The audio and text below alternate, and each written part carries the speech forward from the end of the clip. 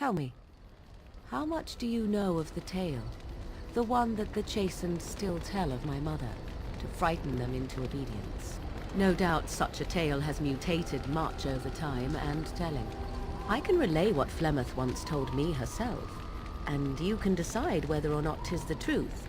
As the tale is sung by the bards, there was a time when Flemeth was young and beautiful, a fair lass in a land of barbarian men, the desire of any who saw her. Many centuries before this land was even named Ferelden.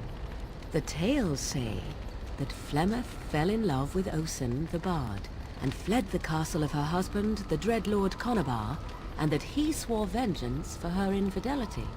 In truth, my mother claims that 'twas Osen who was her husband, and Conabar the jealous lord who looked on from afar. Lord Conabar approached young Osen and offered him wealth and power in exchange for his lovely wife. And Osen agreed.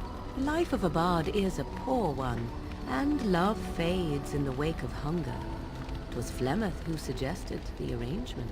All would have been well had Lord Conabar kept his end of the bargain. But he was a foul man who bargained with coin he did not possess. Osen was led off to a field and slain, left for dead. Flemeth spoke to the spirits and learned of the deed, and swore revenge. Conabar had no honor, so she would not have him. Flemeth begged the spirits to aid her, and 'twas they who slew Conabar. The demon the legend tells of came later. Lord Conabar's allies chased Flemeth, you see, chased her to the wilds, and there she hid. There she found the demon, and he made her strong. The legends all speak of the great hero Cormac, he who defeated Flemeth and her great army when she invaded the lowlands centuries later. All lies.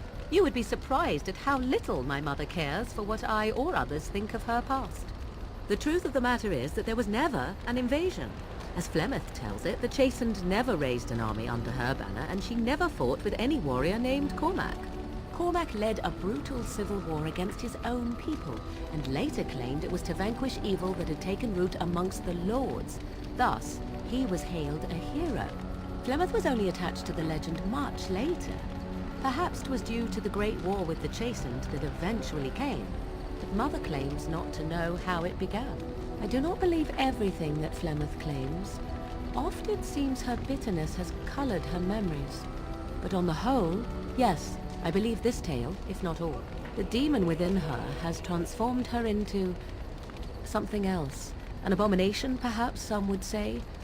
I know not. I only know my mother is clever, and she is part of the wilds as it is part of her. But she is no immortal. She bleeds. A blade in her heart would kill her like any other, were it lucky enough to find her. There are more things in this world and the next than you or I could ever hope to understand. What Flemeth became is a mystery, I suspect, even to her. The stories tell of many witches of the wilds after all, not just the one, and these tales existed long before I did. Flemeth refuses to speak of other daughters, if they existed, so should I believe I am her first?